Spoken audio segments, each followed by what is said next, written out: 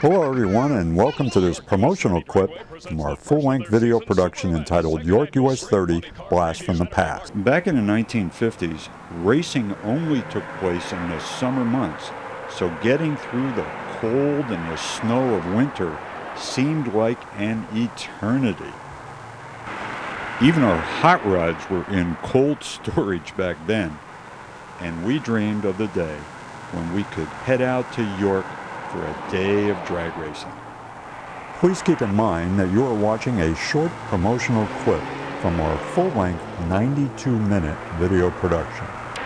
But as spring arrived, it was time to get your car and your hot chick ready for a day at the drag. I always remember the cornfields right next to the pit and staging areas, and I remember the excitement I felt as I looked at all the hot rods, that's what we called them back then, that would be there at York.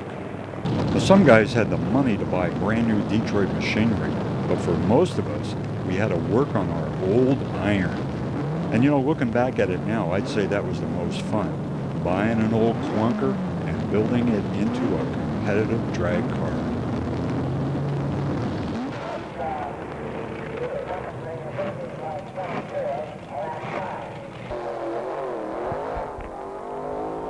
Another thing that was really great about York was the wide strip. It was about 60 feet wide, so even if you got in trouble out there, there was plenty of room to maneuver without crashing your car.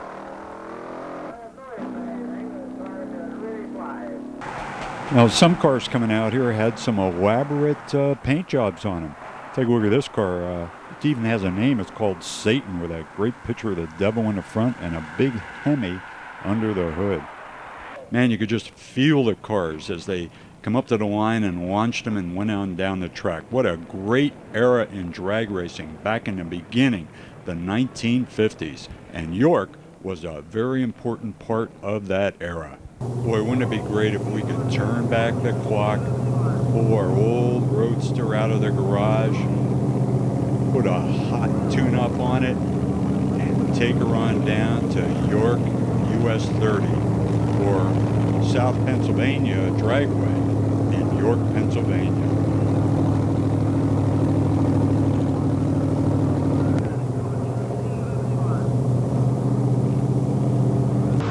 By the 1960s, spectator bleachers were added on the cornfield side of the track, and the number of cars competing on a weekly basis had increased significantly.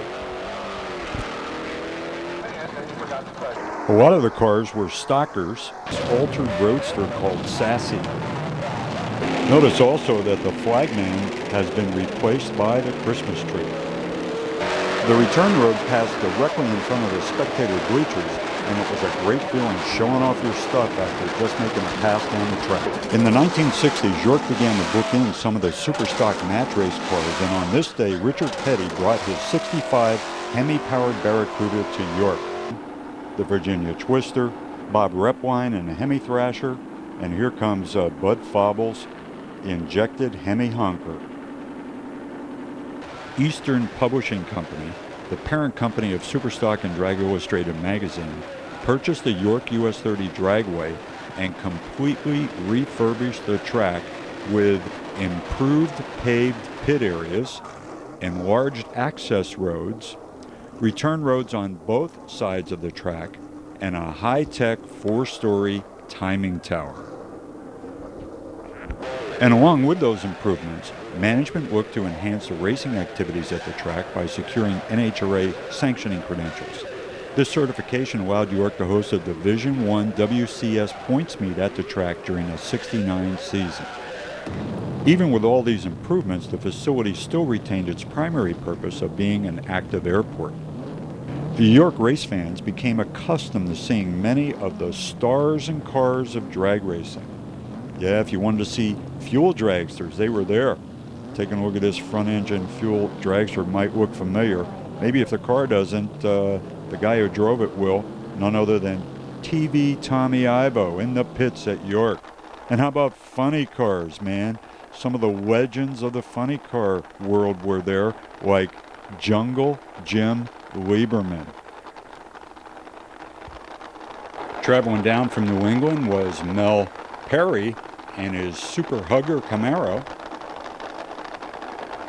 Roland Leong was there with his Hawaiian. 265 cubic inch 55 Chevy called Blueprint. What a great name. There's that 55 getting out. Let's go racing. In our full-length video, we'll show you scenes from the 1969 Superstock Nationals at York. Well, with that kind of money up for grabs, you can bet there was going to be a lot of competitive racing at the 69 Superstock Nationals. And here's Danny Ungaius with a Mickey Thompson blue car making a time shot. Here's the grumpy one now. It's not Jigs anymore. By 69, it's Bill Grumpy Jenkins going up against Sox and Martin with their Hemi Barracuda. Doing time shots here on Sunday morning. A fantastic representative of drag racing through the years, Miss Linda Vaughn. Thank you, Linda. Thank you. In Sunday's experimental Superstock finals, Sox would get the best of the Shawcross brothers with a 10-24 to 10-27, but Jenkins ended up the Enduro Eliminator champion. The York US 30 Drag News listed a very ambitious schedule for the 1970 season. And to kick things off, a special Super Funny Car show was scheduled for April the 5th, 1970.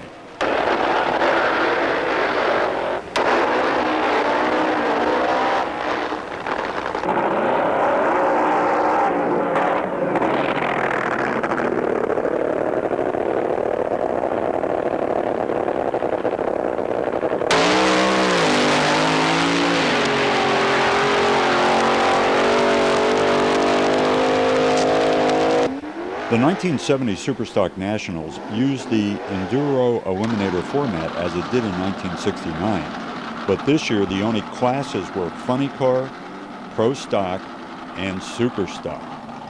There's Joe Fisher with the Sox Martin wing car. Oh man, can you believe this? Grumpy's toy. Camaro Pro Stocker with that Strickler and Jenkins trailer and that crowd around their car. Gives you an idea just how packed in we were in the pits here for 1970. Oh man. Hey, I was there too. I remember it. Look at the people. And what a crowd around that Strickler Jenkins trailer. There's our high-tech tower. Ken Montgomery, triple nickel. Bill Stiles. There's Norristown Ford with Rich Lamont. Oh man, they're coming so fast I can't name them. Great car. Larry Reyes at the seat of the Hawaiian car. Tom Sneeden with the Bob Banning car. See, the fans are really getting into this. Bobby Rowe again. Caminito with his full shot Mustang. Jerry, a native of New Jersey, not too far to travel to York. Yeah, Gene Turnich and the Frensley Ford getting the wheels up in the air. Tim Richards, the crew chief on the Budweiser King Top Fuel car today, but this is when he was running a Superstock car. There's a 427 in that. Bill Jenkins doing his thing. On July 17th, 18th, and 19th, 1970, York US 30 hosted the first annual NHRA Summer Nationals. We begin by looking at some of the special Summer Nationals signage that was placed on the starting line at York. Being an NHRA national event, we will get a chance to see racers from all over the country compete at York. We will also see local cars like the Cooper Speed Shop D-Gas Willies out of Allentown, Pennsylvania, take on the competition.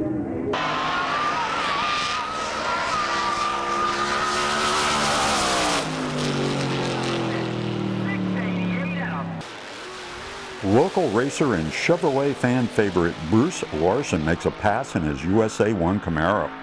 After the pass, his matching paint job tow car escorts the beautiful red, white, and blue Camaro in front of the appreciative York US 30 fans.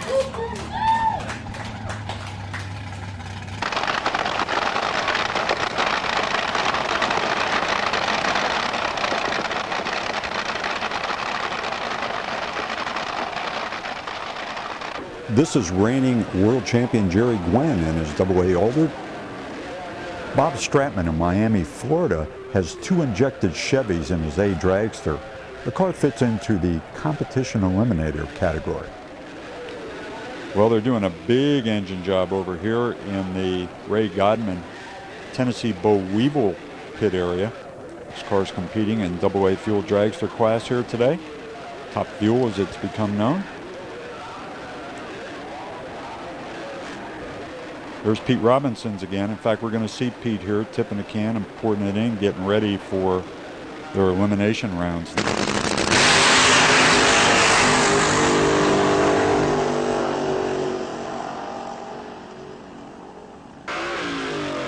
Oh yeah, that's Paul Blevins in the Scotto and Blevins G-Modified Production 55 Nomad out of Freehold, New Jersey.